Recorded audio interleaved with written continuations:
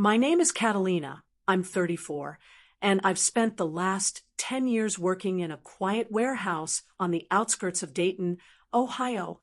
Normally, my mornings are routine: coffee, a quick shower, maybe scrolling through my phone before heading to work. But this morning, nothing felt normal. I woke up to sunlight slicing through the blinds in a sharp, almost cruel way, highlighting the messy sheets around me. My heart skipped when I noticed I wasn't alone in my bed. Or rather, something was there that shouldn't be. At first, I thought it was part of the messy pile of blankets or some forgotten mail, but as my eyes adjusted, I saw it, a manila envelope, slightly crumpled, tucked right under my pillow. The handwriting on it was rushed, jagged, and unfamiliar. Yet when I leaned closer, my stomach dropped. It had my boss's name scribbled across the front. Frank Halloway, my boss, the man who signed my paychecks, made the rules at the warehouse, and smiled in a way that made you forget how much power he held. I froze for a moment, staring at it, my pulse thrumming in my ears louder than the morning traffic outside my apartment. The sheets around me smelled faintly of him, and of someone else. My memory of last night was hazy, clouded by too much wine, laughter, and the strange thrill of a momentary escape.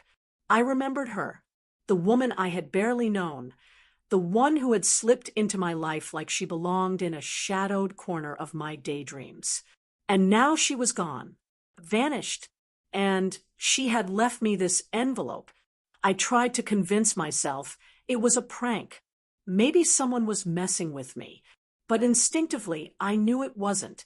The weight of the envelope in my hand felt heavy, not just with paper, but with some invisible truth I wasn't ready to face. My fingers trembled as I held it, and I could feel a cold sweat forming along my spine. It was the kind of cold that sinks into your bones, making you acutely aware of every creak of the apartment, every sound outside your window. I sat up, pulling the sheets tight around me. The apartment was quiet, the hum of the refrigerator and the soft ticking of the wall clock, the only reminders that the world was still moving outside this moment. But I wasn't outside it. I was trapped in it, trapped in that split second between fear and curiosity, and I didn't know which side to choose first. My heart told me to throw it away, to hide it, pretend it had never appeared. My mind argued, whispering that ignoring it could be dangerous, that maybe the woman, whoever she really was, had left it there for a reason. I reached for my phone, almost hoping there'd be a message. Something, anything to explain the impossible. But there was nothing new, just the usual notifications from work, reminders, and the mundane chatter of group messages that felt suddenly irrelevant. I put the phone down and stared at the envelope again. The paper was worn, edges slightly bent, as if someone had folded and refolded it countless times before leaving it in my bed. Whoever she was, she had been careful, or maybe deliberate. Memories of last night flashed in jagged snippets. The dim light of the little bar, the way she laughed when I accidentally spilled my drink, the subtle brush of her hand against mine. Every fragment made me wonder how she could walk out so casually, leaving me with this heavy, almost accusatory object. A shiver ran down my spine. Had she known I'd find it, or was it meant for someone else? The questions started tumbling in my mind, too fast to catch, each one making the room feel smaller, tighter. I finally tore open the envelope. The first thing that hit me was the smell, paper mixed with faint perfume, almost metallic, an odd combination that immediately made me nauseous. Inside were a few sheets of paper, but nothing that made sense right away. Numbers, names, signatures, something about warehouse records. My eyes scanned faster than my brain could process. My pulse raced, and then I saw it, a total amount listed next to Frank's signature. My boss's signature. And the numbers weren't just payroll. They were something else. something wrong. I couldn't believe it. My mind raced to rationalize. Maybe I was reading it wrong. Maybe the numbers meant something else. But deep down, a voice, small but insistent, told me that I wasn't misreading it. I wasn't imagining the connection between the woman, Frank, and the envelope. Every instinct screamed that this was serious, that the small warehouse I'd spent years walking into every morning wasn't as safe as I thought. I stood up abruptly, the envelope clutched to my chest like a shield, and paced my tiny living room. The floorboards groaned beneath my feet. I pressed the back of my hand to my forehead, trying to slow my breathing. The sun was brighter now, highlighting every imperfection in my apartment, the peeling paint on the wall, the faded carpet, the stack of unpaid bills. And yet nothing seemed more pressing than the truth sitting in my hands. Then I noticed something small, but important. The bed was slightly disturbed, as if someone had been hiding beneath the sheets in a way I hadn't noticed at first. It was a subtle mark, a fold in the mattress, a displaced pillow, but it was enough to make my stomach twist. Had she slept here longer than I thought? Had she been watching me while I slept? The thought was unsettling, almost surreal, and yet entirely plausible. I walked over to the window and peered outside, hoping for some clarity. The street was quiet. A few cars passed, the neighbors were leaving for work, and for a moment, the world seemed normal again. But it wasn't normal for me. I could feel my life pivoting on this envelope, on the presence of a woman I didn't fully know but somehow mattered more than I realized. I decided I needed coffee, something grounding, something familiar. I brewed a cup in my chipped mug, the steam rising like a tiny cloud in the early morning sunlight. I sat at the small kitchen table, staring at the envelope, unwilling to touch it again, but unable to look away. Every sip burned the back of my throat, but it was a comfort, a small, human ritual to counter the storm swirling in my mind. My cat, Luna, jumped onto the table, circling my arm and purring. I laughed quietly, grateful for the small distraction, for a moment of ordinary life amidst the chaos. But even Luna's soft purring couldn't silence the questions. Who was she really? Why had she left this here? And most importantly, what was she trying to make me do? I remembered the way she looked at me last night, her eyes flashing with something I couldn't name. Fear? Urgency? Warning? There had been a message in that glance, one I'd been too caught up in the moment to understand. And now, alone in the light of day, I realized the weight of it. Whatever she had left behind wasn't just paper. It was responsibility. It was truth. And it was dangerous. I sat for a long while, turning the envelope over in my hands. The handwriting was jagged and hurried, almost desperate. I wondered if she had known I'd find it, if she had trusted me to act. My mind raced with possibilities. Did she think I would confront Frank? Did she think I'd run away? Or had she simply needed someone to witness it, someone to know? Then a small, almost imperceptible sound made me jump, a soft knock at the door. My heart slammed in my chest. Who could it be? I wasn't expecting anyone. I peeked through the peephole. Nobody, just the empty hallway, quiet, mundane. But the knock had felt deliberate, calculated, like a warning. Or maybe just my imagination. Either way, it unsettled me enough to grab the envelope and slip it into my coat pocket. I walked over to the mirror and looked at my reflection.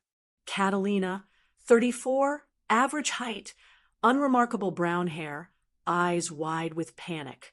And yet something inside me was stirring, a spark of determination I hadn't realized I had. This wasn't just about the envelope or the mysterious woman. This was about me deciding whether I would stay small, afraid, and silent, or whether I would step into a truth far bigger than myself. I knew I couldn't waste any more time. Whatever was in this envelope, whatever connection existed between the woman and Frank, It needed attention. I couldn't just sit here drinking coffee and pretending the morning hadn't changed everything. The weight of responsibility pressed down on me, making my chest tight, but it also focused me, sharpened my thoughts. I paused, taking a deep breath, feeling the steam of my coffee curl against my fingers. Today, everything would change, and the first step was understanding exactly what I had in my hands. The envelope had arrived, quietly, leaving no announcement, no fanfare, just a simple presence that now dominated my entire morning. It was small, unassuming, almost ordinary, and yet it carried the kind of truth that could shift my life forever. And in that quiet apartment, surrounded by the ordinary hum of a weekday morning, I realized the enormity of what was ahead. The woman had left me more than an envelope. She had left me a choice. And now I had to decide if I was brave enough to see it through. Before I could plan my next step, I made a small decision. I would read every line carefully, every name, every number, every detail. Nothing would be dismissed. If she trusted me with this, I would honor it, not just for her, but for myself. I poured another cup of coffee, sat down at the kitchen table, and opened the envelope completely, this time with a sense of purpose, not fear.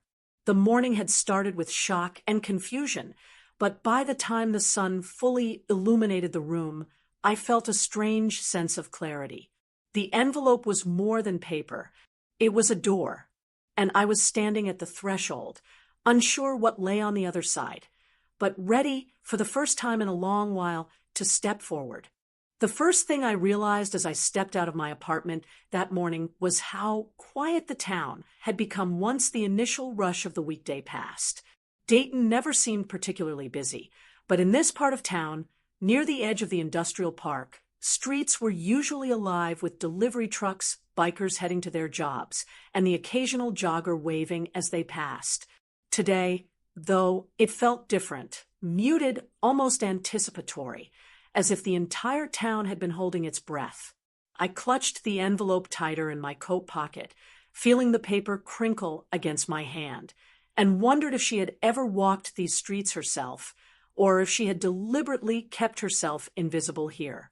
I had no name to start with, only fragments. The woman's face came back to me in flashes. Sharp eyes that missed nothing, hair the color of polished chestnut, a voice that was soft but had a certain edge to it. But in a town like this, full of people who worked hard, talked little, and protected their own, a description wasn't much. Still, I had to begin somewhere. My first stop was the bar where I had met her the night before. It was a small, smoky place with wooden stools polished smooth by decades of elbows, where the bartender knew your order before you even spoke it. I stepped inside, the bell over the door jingling softly, and felt a flicker of hope mixed with fear. The bartender, an older man with thinning gray hair and a thick mustache, looked up from polishing glasses. "Morning, Catalina," he said with a nod. "You back so soon?" Yes, I said, trying to steady my voice. "I was wondering, you didn't happen to notice a woman here last night? Around 10, maybe 11. He paused, squinting. "Depends. What woman?" I gave him a small, hesitant description. Shorter, maybe early 30s, chestnut hair, wore a green jacket. He frowned, shook his head slowly. "Nope. Can't say I remember. But maybe you're thinking of the girl who comes in late, sometimes, quiet, don't talk much, drinks a little whiskey, then leaves. Nobody really bothers her." Something in his tone made me perk up. Quiet, observant, elusive. That could only be her. I leaned forward. Did she leave anything behind? Anything at all? A purse, a coat, maybe a phone? The bartender shrugged. "Not that I saw. She paid cash, like always. Usually sits in that corner over there." He gestured toward a shadowed booth in the far corner.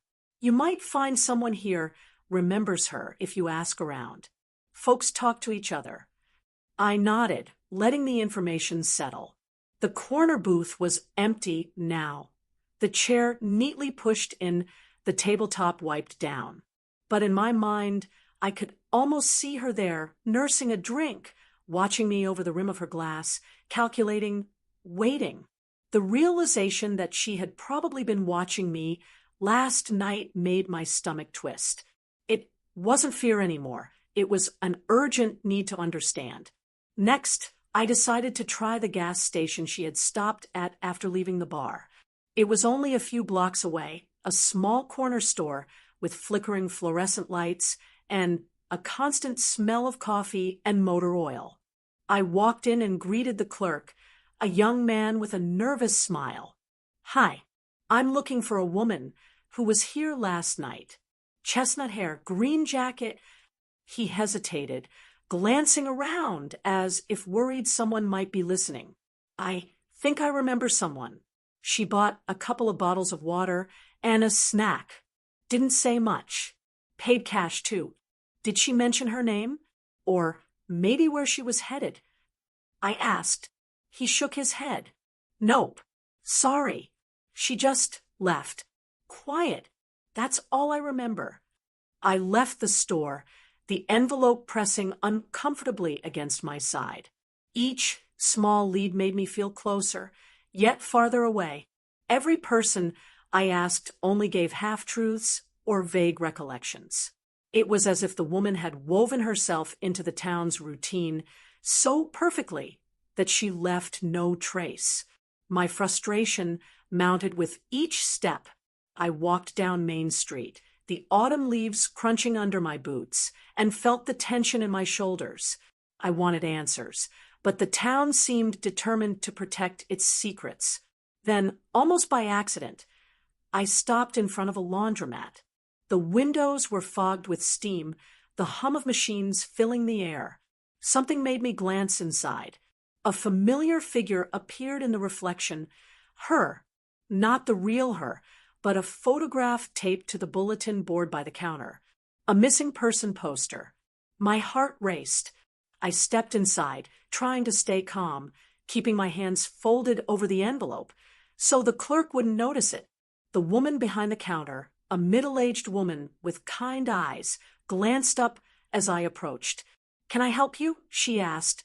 I think I'm looking for someone," I said, my voice barely above a whisper. "She might have passed through here last night." The clerk's eyes softened. "You mean Marissa?" "Yeah, she's been around. Quiet girl. Doesn't talk much about herself. Folks here like her, but she keeps to herself." "Why? Is she in trouble?" I hesitated. Could I trust her? I need to find her," I said, avoiding too many details. "It's important." The woman leaned closer, lowering her voice. "You might not want to push too hard. She's careful for a reason. People are watching, even when you think they're not." Her words sent a chill down my spine. Watching? Was it possible that the woman I had spent hours laughing with, feeling a strange, unexplainable connection, was hiding from someone dangerous? The idea made my pulse hammer. I left the laundromat and wandered down the quiet side streets, retracing her steps as best I could. I noticed small details I'd missed the night before: the corner where she had paused to adjust her jacket, the alley where she had lit a cigarette, the mural she had glanced at briefly before slipping into the shadows. Each detail, though tiny, felt like breadcrumbs. By the time I reached the small park near the train tracks, I realized I wasn't just following her movements anymore. I was following a trail of her intent. She had wanted to be found, in some way, but only by someone who would understand the gravity of what she left behind.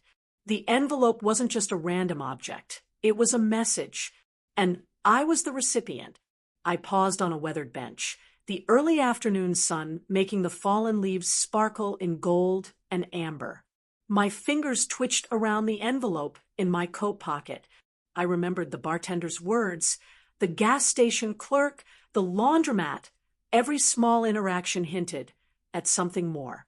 This woman had a plan, and I had stumbled into it. My phone buzzed in my pocket, startling me. A text from an unknown number appeared.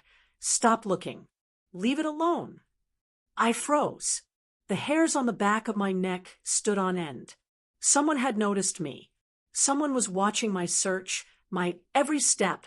And just like that, the small-town anonymity I had taken for granted vanished. The envelope suddenly felt heavier, more urgent.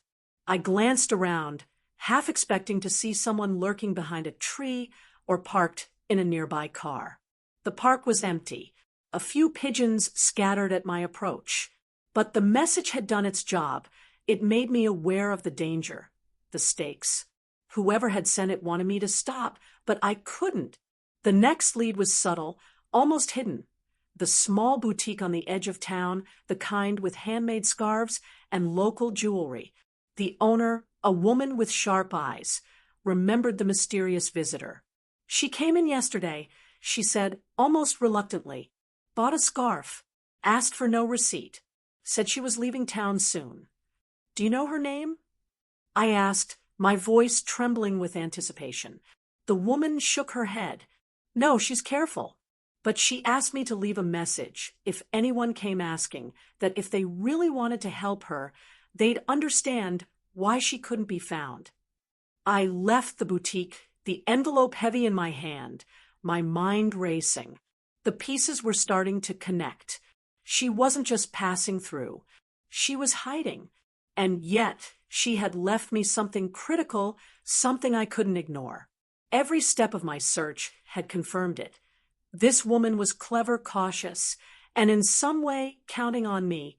By mid-afternoon, I found myself at the edge of the industrial park, the warehouse looming in the distance. The streets were quieter here, the occasional truck rattling over potholes the only sound. I stopped, breathing deeply, trying to process everything I had learned.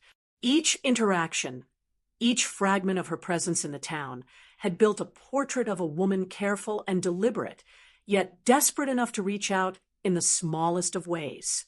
I looked down at the envelope again. The weight of it had shifted, not just paper and ink, but the responsibility of the woman's trust.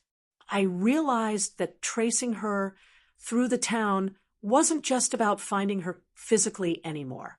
It was about understanding why she had left me this, what she had risked to ensure I received it, and what my next steps would mean. The shadows were growing longer as the sun dipped behind the warehouses. I tucked the envelope deeper into my coat, feeling a mix of determination and dread. Whoever she was, wherever she had gone, the small town held her story in its quiet corners, and I had begun to unravel it. The moment I stepped into my apartment that evening, the envelope felt impossibly heavy in my hands. My apartment smelled faintly of the lasagna I had left in the oven earlier, now cooling, and the hum of the refrigerator seemed louder than usual, almost accusatory, as if it knew I had a secret about to unfold. I sat at the edge of my couch, my legs stiff, the envelope resting on my knees like a small, innocuous weight, yet I knew it carried something far from ordinary. I took a deep breath, trying to steady the racing in my chest. My fingers trembled as they traced the edges of the manila envelope, worn and slightly bent from the woman's careful handling. I hesitated. A part of me wanted to put it down and pretend it didn't exist. Another part demanded I open it immediately to uncover the reason this stranger had entrusted me with such a heavy burden. The silence of my apartment was almost suffocating, broken only by the soft tick of the clock on the wall. Finally, with a mix of fear and determination, I slid the envelope open. The paper inside was crisp, folded neatly, almost ceremoniously. The first thing I noticed was the faint perfume lingering in the paper, a subtle floral note that instantly brought memories of her, the soft curve of her smile, the quickness of her laughter, the way her gaze had lingered on me for a fraction of a second too long last night. I shook my head to focus. Memories were not what mattered. Not now. What mattered were the contents of the envelope, the reason she had left it with me.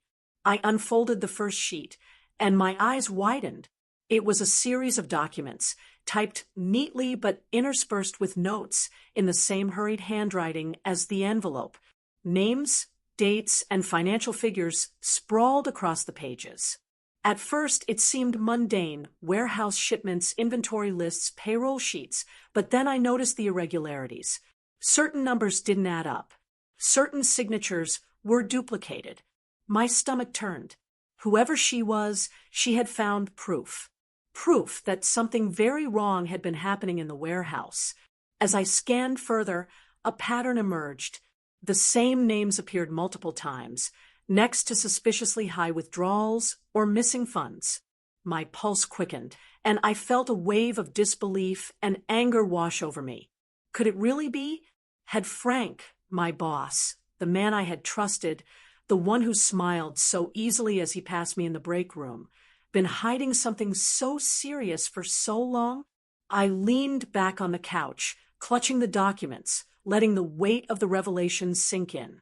I couldn't focus on everything at once.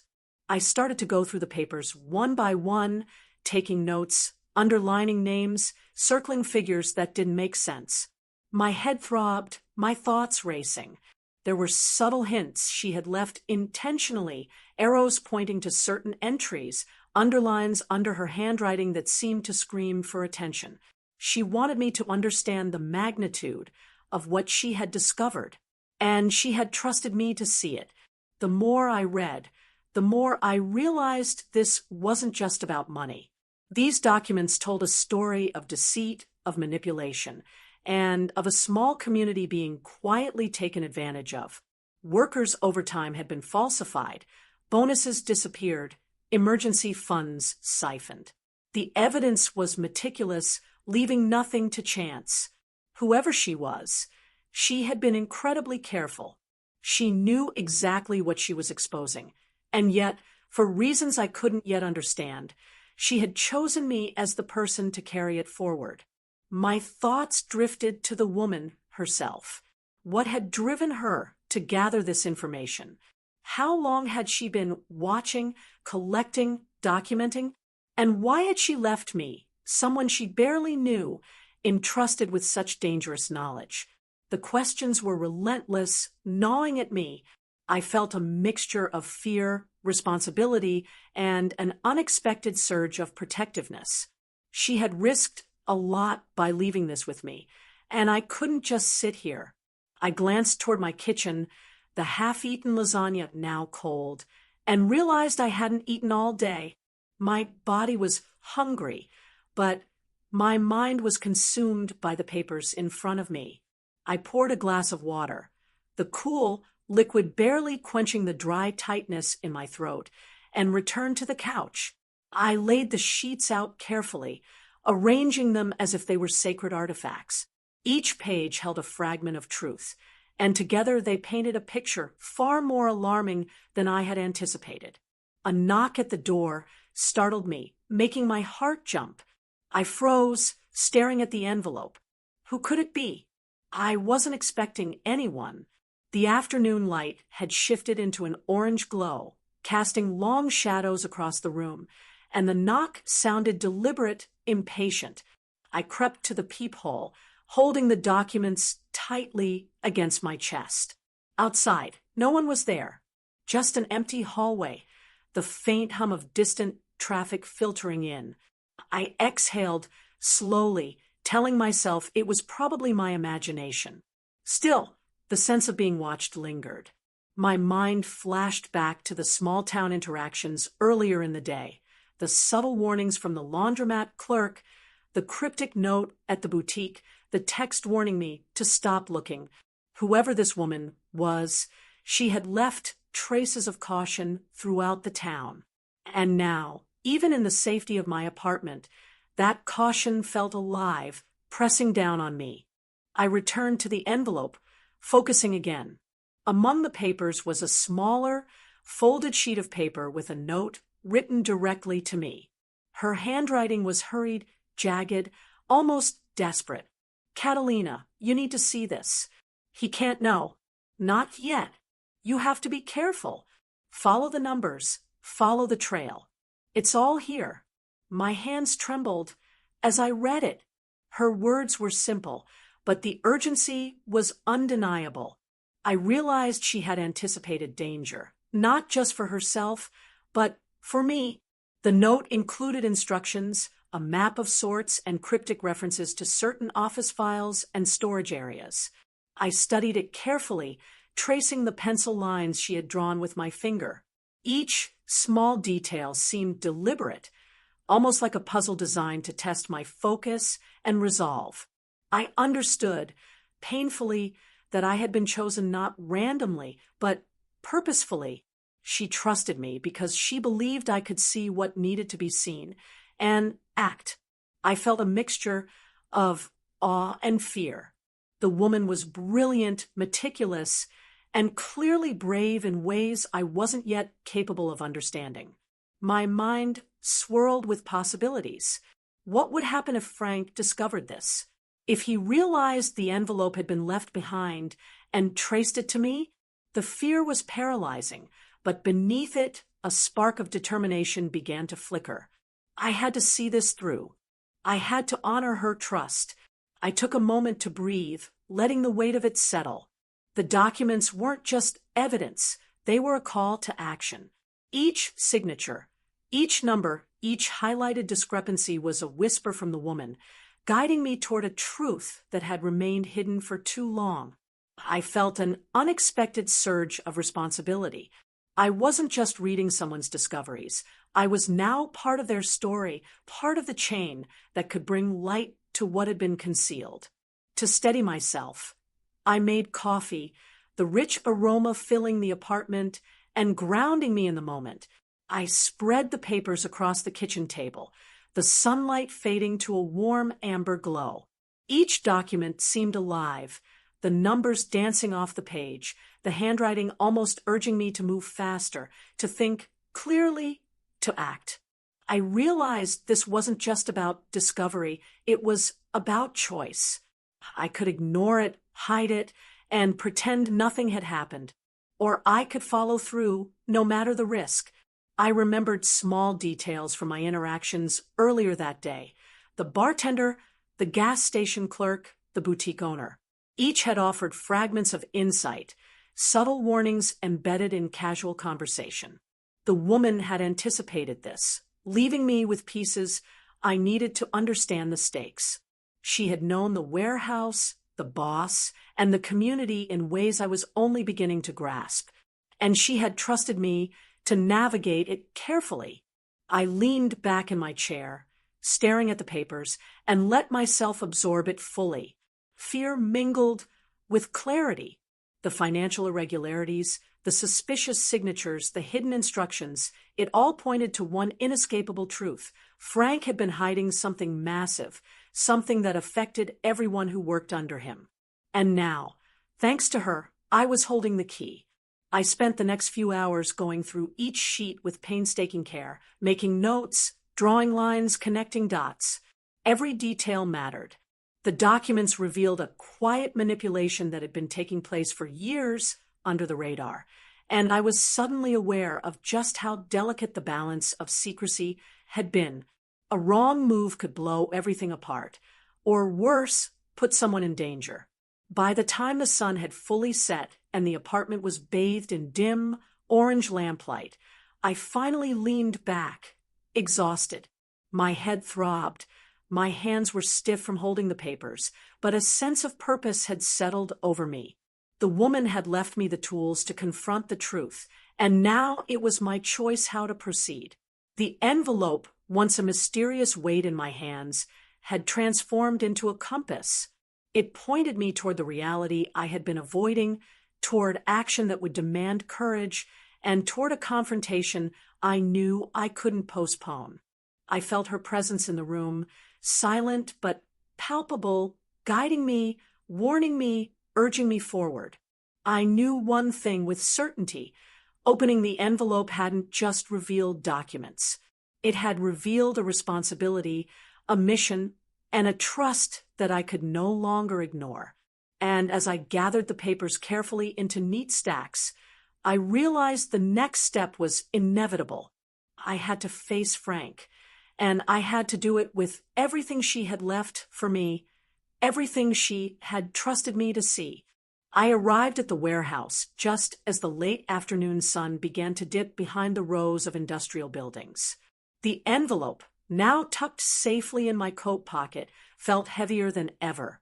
Each step toward the front office made my chest tighten. The parking lot was unusually quiet, the hum of idling trucks and forklifts fading into a low, eerie silence. Normally, arriving here was mundane, part of a predictable routine, but today, every step felt like walking on glass. Frank's office door was closed, the small nameplate glinting in the fading light. I paused for a moment, taking a deep breath to steady myself. I had rehearsed a version of what I might say 1,000 times in my head, yet none of it seemed enough. Could I confront him? Could I hand over the envelope and watch the truth unfold without crumbling under the tension? I knocked softly, almost timidly, and waited. Catalina. Frank's voice called from inside, calm, measured, the way he always spoke to maintain control. Come in. I pushed the door open slowly, stepping into the room that had always felt suffocatingly small to me, even before this moment. Frank was seated behind his massive desk, papers neatly stacked, his computer screen glowing faintly. He looked up, smiling casually, unaware of the storm I carried with me. Afternoon, Catalina, he said, gesturing to the chair opposite him. What can I do for you? I sat down, my hands gripping the edge of the chair, knuckles white. For a moment, all I could do was breathe, trying to steady the rush of adrenaline coursing through me. I glanced at the envelope in my coat pocket, feeling its presence like a pulse against my side. It was now or never. Frank, I began, my voice low but firm. I need to show you something. He raised an eyebrow, leaning back in his chair, a flicker of curiosity in his eyes. Oh, what is it? I slowly pulled the envelope out, placing it on the desk between us. The movement made a soft, rustling sound, the kind that suddenly feels amplified in a tense room. Frank's eyes followed my hands, and the smile that had always felt so reassuring shifted slightly, an imperceptible tightening at the corners of his mouth. What's this? He asked, leaning forward, resting his forearms on the desk. His voice was casual, but there was an edge beneath it, subtle, almost unnoticeable. It's something someone left for me, I said, trying to keep my composure. It's important, and I think you need to see it. He studied me for a long moment, his eyes narrowing just slightly. Important how? I hesitated, my throat dry.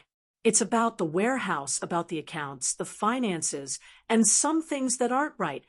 Frank's face remained unreadable, though I could feel his attention sharpening, the faintest shift in the room's energy. I pulled out the first page carefully, spreading it out on the desk.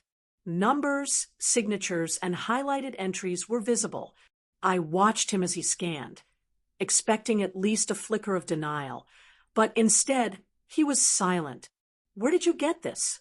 His voice was calm, but there was a tightness now, a controlled tension that made my stomach clench. Someone left it for me. I said simply, she wanted me to see it and to show you, to make sure the truth came out. For a moment, he leaned back, resting his head on the back of his chair. His eyes didn't leave the papers, but I could feel him calculating, processing, weighing. The air between us grew thick, charged with unspoken understanding. I realized that this meeting had crossed a threshold. I was no longer just an employee. I was a bearer of evidence that could change everything.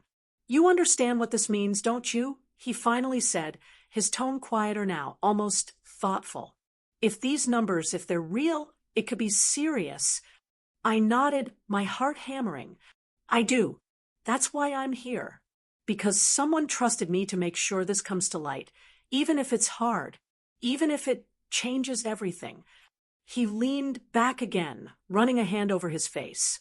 For the first time, I noticed the subtle lines at the corners of his eyes, the slight gray in his hair, the way the weight of responsibility seemed to sit on him as heavily as it did on me. Frank Halloway, the boss I had known for years, looked human, flawed, vulnerable. And in that vulnerability, I felt a shift, an opening that gave me a strange courage. We went through the documents together, line by line, signature by signature. I explained what I had discovered, pointing out irregularities, mismatched dates, and altered records. At first, Frank listened quietly, nodding, but as I laid out the evidence, I saw the shift in him, a tightening of his jaw, the subtle flinch of recognition, the flicker of guilt. I didn't expect anyone to find this, he admitted, his voice low. I thought it was buried. Not even she would have expected this to reach you so quickly. I felt a mix of surprise and wariness.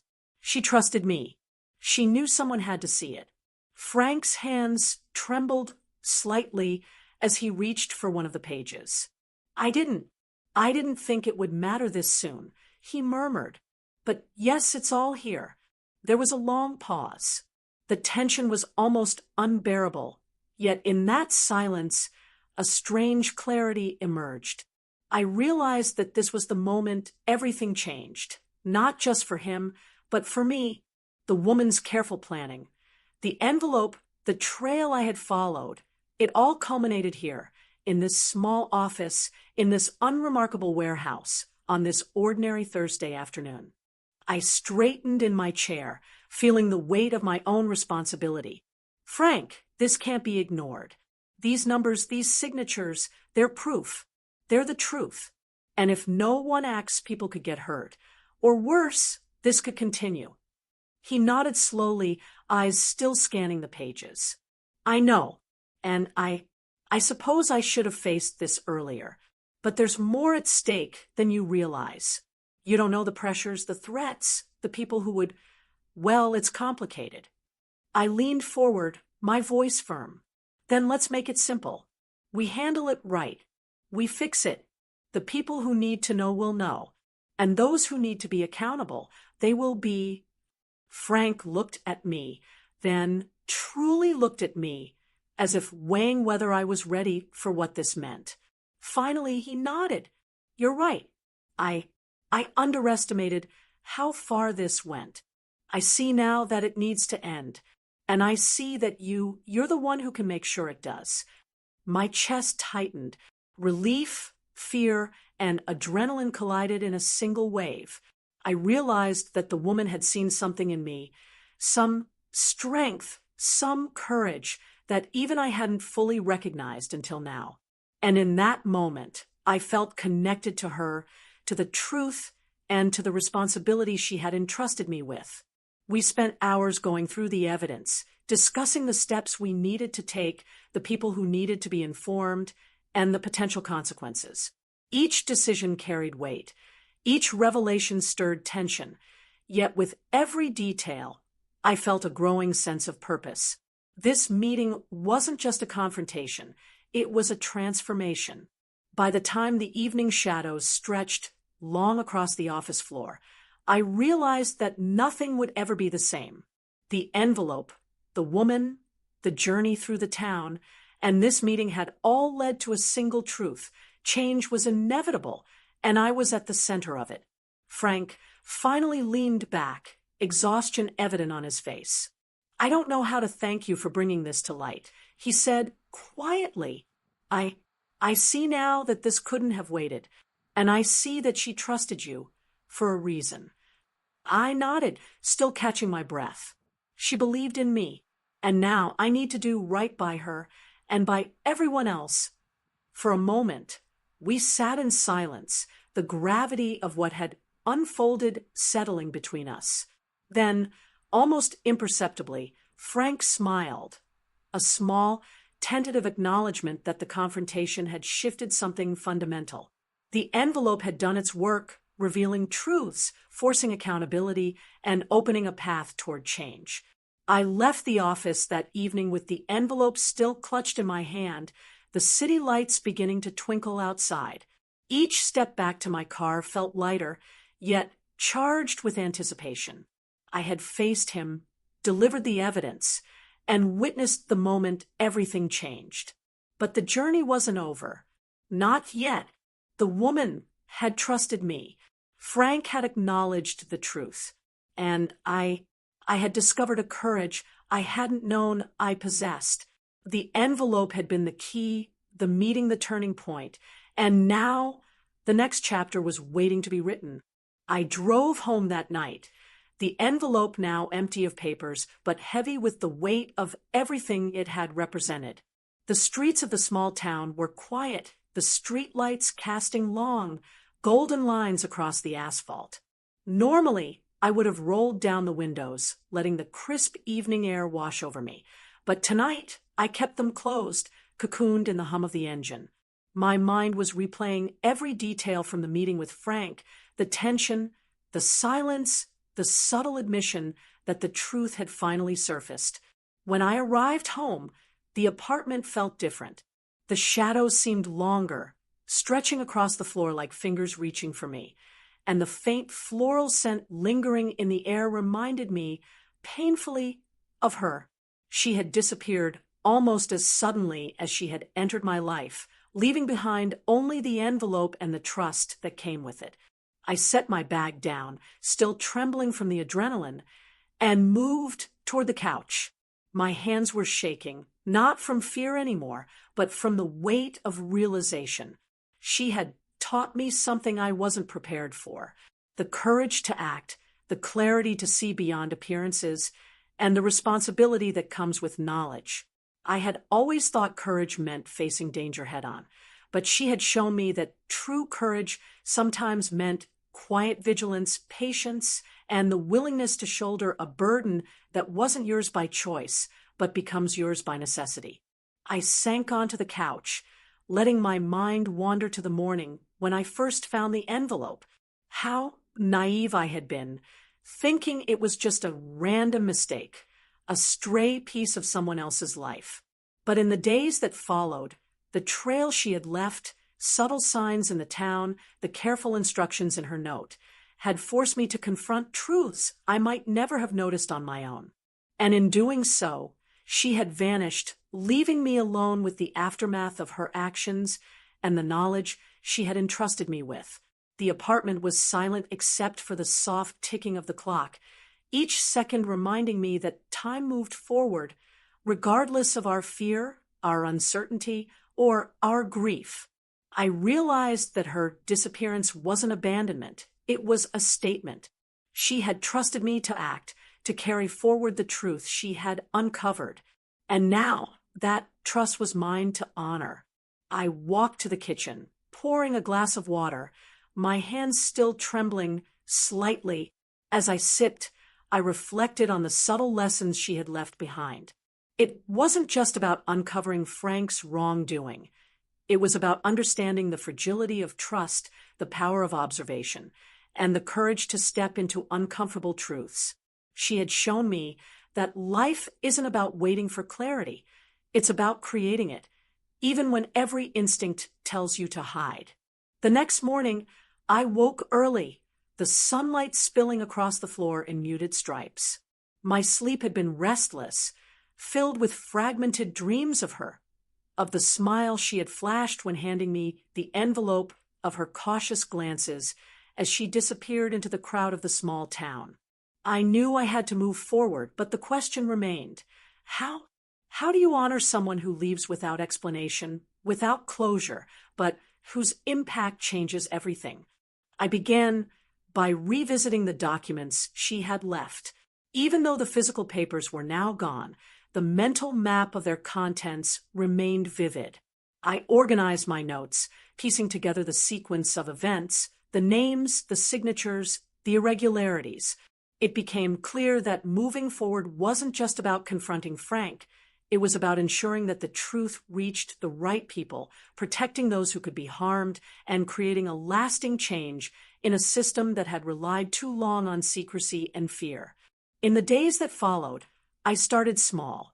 I spoke quietly with coworkers I trusted, offering guidance without revealing everything, gauging reactions, and planting seeds of caution. Each conversation reminded me of how delicate trust could be. People were wary, protective, and sometimes defensive, but slowly the pieces began to align. I was learning the subtle art of influence she had demonstrated so effortlessly, navigating the moral gray areas without losing myself. I also found myself revisiting the places she had led me through the town. The boutique, the laundromat, the coffee shop, they were more than locations. They were markers of her careful orchestration. In each space, I felt her presence, subtle but insistent, guiding me to make choices that reflected her foresight. I realized that moving forward meant carrying her legacy in a tangible way, letting her lessons shape my decisions without needing to find her physically. The envelope had been the catalyst, but her disappearance had been the crucible. I had learned that courage doesn't always announce itself with grand gestures. Sometimes it whispers through small acts, choosing to speak the truth in a room full of silence, deciding to trust someone despite fear, and taking steps to correct wrongs even when the world seems indifferent. Each decision I made in the aftermath of her absence became a quiet tribute to the lessons she had imparted. One evening, weeks after the meeting with Frank, I found myself at the edge of town, staring at the river that cut through the outskirts. The sun was low, painting the sky in muted oranges and pinks. I imagined her there, somewhere beyond sight, watching, perhaps satisfied that the truth had begun to take hold. I whispered her name, softly, a gesture more to myself than to any expectation of response. "Thank you," I said, my voice barely audible over the gentle ripple of water against the shore. I began to make deliberate choices in my life, not out of obligation, but out of a deeper understanding of responsibility. I organized records at work with greater diligence, double-checked every detail, and started mentoring colleagues quietly, teaching them not just tasks, but the importance of integrity and awareness. I realized that moving forward meant being vigilant, informed, and compassionate, qualities she had exemplified without ever seeking recognition. The small town itself began to feel different. The streets I had once walked with casual familiarity now carried the weight of observation and intention. I noticed details I had overlooked before. The subtle exchanges between neighbors, the wary glances in stores, the unspoken hierarchy that governed interactions. In learning from her, I had gained an awareness that made me more empathetic, more strategic, and more attuned to the realities that people often hide beneath ordinary routines. Her disappearance also taught me about letting go. I would never see her again, or at least there was no reason to expect I would. And yet, that absence was not empty. It was instructive, a constant reminder that influence and courage could exist without the physical presence of the person who inspired them. I carried her wisdom like a compass, directing my actions, decisions, and even the way I treated others in the workplace and beyond.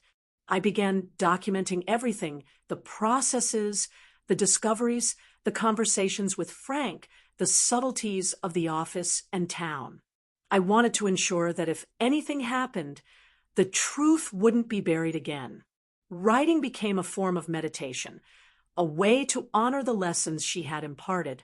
Each page was a testament to her impact, a quiet acknowledgement that though she had disappeared, her guidance remained embedded in the choices I made daily.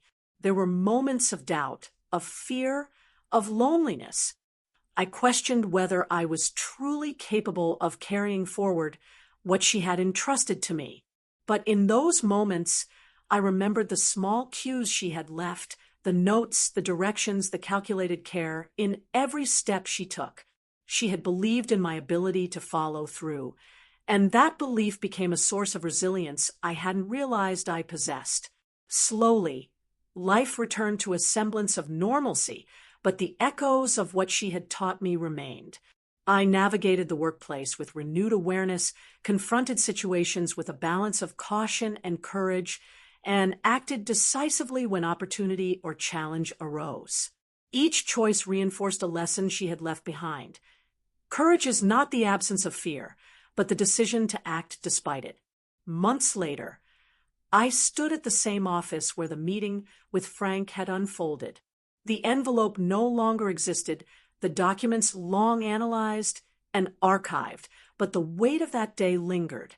I understood now that her disappearance had been deliberate, a way to ensure I internalized the lesson without distraction. She had left me the tools, the knowledge, and the responsibility, and by stepping into that, I had grown in ways I hadn't anticipated. In the end, I realized that what she had left behind was more than evidence or instructions. It was a blueprint for courage, for accountability, for living with integrity in a world where deception often hides behind ordinary routines. Moving forward wasn't about revenge or fear or closure. It was about embodying the values she had trusted me to uphold quietly, consistently, and with unwavering focus. Her disappearance became a part of me, shaping the way I approached challenges, the way I interacted with others, and the way I made decisions when the stakes were high. I learned that absence doesn't diminish impact. Sometimes it magnifies it. And in carrying forward her lessons, I discovered strength, clarity, and a sense of purpose that would guide me long after the envelope, the meeting, and the confrontation had passed into memory. I walked out of the office that evening into the cool night air, the town lights shimmering faintly in the distance. The wind carried a whisper of possibility, of responsibility, and of a life shaped not by fear or indecision, but by the quiet, powerful example she had set. I had learned to act, to trust, and to move forward because in doing so, I honored her, the truth, and ultimately myself. As I stood at the edge of the small town, the night stretching out before me like a canvas of quiet possibilities, I realized just how profoundly everything had changed. The envelope, once a mysterious bundle of papers, had been more than evidence. It had been a key, a guide, and a test. In the beginning, I had been angry, confused, and scared. I had questioned why she had involved me, why she had disappeared, and why the burden of her secrets had fallen into my lap. But over time, the fear and uncertainty transformed into understanding. I recognized that her disappearance wasn't abandonment. It was a deliberate act of trust, a way to ensure that I had no choice but to step fully into responsibility, to see the truth, and to act on it with courage. I thought about the moments of doubt I had faced, the nights spent replaying conversations with Frank, the silent walks through streets that once seemed ordinary but now felt charged with meaning, the quiet afternoons sifting through mental notes of what she had taught me. Each moment had shaped me, reshaped the way I perceived people, and refined my understanding of trust, courage, and accountability. It was a difficult lesson, one that had arrived without warning, but it had left me stronger, more aware, and strangely grateful. She had entrusted me with more than secrets. She had entrusted me with a piece of herself, a reflection of the vigilance, intelligence, and quiet bravery she embodied. In the end, moving forward wasn't about finding her, confronting her, or even fully understanding her motives. It was about internalizing the principles she had left behind and allowing them to guide my own actions. I realized that true courage often comes in silence, in choices made when no one is watching, in standing firm when it would be easier to ignore the truth. And as I walked back into my apartment, feeling the gentle hum of the night around me, I understood that I had grown. Not just because of the envelope or the meeting with Frank, but because I had embraced the responsibility she had placed before me. I let myself smile, quietly, a small acknowledgement of how far I had come. The weight I had carried for so long felt lighter now, not because the truth was easy, but because I had claimed it as my own. I had chosen to act, to move forward, and to honor her lessons, even in her absence.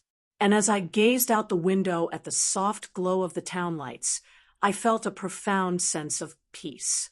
Her disappearance had been a challenge, a puzzle, and a call to courage, but it had also been a gift that taught me to trust myself, to confront reality, and to embrace the power of quiet strength. I didn't need closure from her presence. I had found it in myself, and in that realization, I knew that the story she had begun would continue, not in mystery or fear, but in action, integrity, and the courage to face whatever came next with clarity, confidence, and heart.